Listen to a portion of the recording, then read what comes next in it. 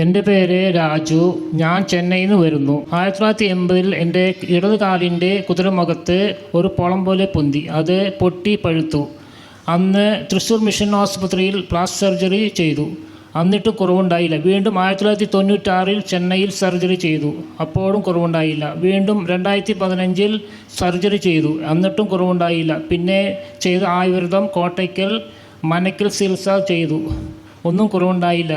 പിന്നെ 2023 സർജറി ചെയ്തു. ഡോക്ടർ പറഞ്ഞു ഇതിൽ കൂടുതൽ ഇനി ഒന്നും ചെയ്യുവാൻ പറ്റുകയില്ല എന്ന് തീർത്തു പറഞ്ഞു.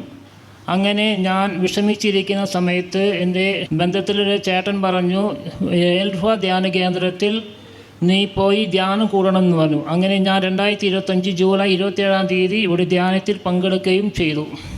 എൻ്റെ കാലിൻ്റെ അവസ്ഥ എൻ്റെ അച്ഛനെ കാണിച്ചു കൊടുത്തു. അപ്പോൾ അച്ഛൻ പറഞ്ഞു, ഇവിടുത്തെ വെഞ്ചിരിച്ച ഒലിവെണ്ണ തേച്ചാൽ ഉറപ്പായും കാലിൻ്റെ അസുഖം മാറുമെന്ന് അച്ഛൻ എന്നോട് പറഞ്ഞു. ഞാൻ വിശ്വസിച്ച് പ്രാർത്ഥിച്ച് ഒലിവെണ്ണ തേച്ച് തുടങ്ങി. എൻ്റെ മരുന്നുകളെല്ലാം ഉപേക്ഷിച്ചു. അന്ന് മുതൽ അത്ഭുത ജയമാല ഞാൻ കാണുകയും 242 ഭാഗത്തിൽ അച്ഛൻ വിളിച്ചു പറഞ്ഞു, രാജു എന്ന മകൻ്റെ വെരിക്കോസ് കർത്താവ് സുഖപ്പെടുത്തി തന്നെന്ന് പറഞ്ഞു. ഞാൻ അത് വിശ്വസിച്ച് പ്രാർത്ഥിച്ചു. യേശുവിന് കൂടി നന്ദി പറയുന്നു. കംപ്ലീറ്റ് മാറിയോ? കംപ്ലീറ്റ് മാറി. അപ്പോൾ ഇവിടെ ഒരുപാട് തവണ ഓപ്പറേഷൻ നടത്തിയത്, ഒരു പ്രാവശ്യമല്ല 2 പ്രാവശ്യം, ഒരുപാട് തവണ ഓപ്പറേഷൻ നടത്തി മാറാതിരുന്ന വെരിക്കോസിൻ്റെ പ്രോബ്ലം, അതുപോലെ തന്നെ വിവിധങ്ങളായ പല ചികിത്സകൾ ചെയ്തു മാറാതിരുന്നത്, ഡോക്ടർമാർ ഇനി ഒന്നും ചെയ്യാനില്ല എന്ന് പറഞ്ഞ് അങ്ങനെ കൈയൊഴിഞ്ഞ രോഗപീഠയാണ്. ബഹുമാനപ്പെട്ട റാഫേൽ അച്ഛനെ വന്ന് കണ്ട് അച്ഛനെ ഈ കാലിൻ്റെ അവസ്ഥ കാണിച്ചു കൊടുത്ത് അച്ഛൻ ഒലിവ് ഓയിൽ പുരട്ടി പ്രാർത്ഥിക്കാൻ ആവശ്യപ്പെട്ടു. അങ്ങനെ ഒലിവ് ഓയിൽ പുരട്ടി പ്രാർത്ഥിച്ചു.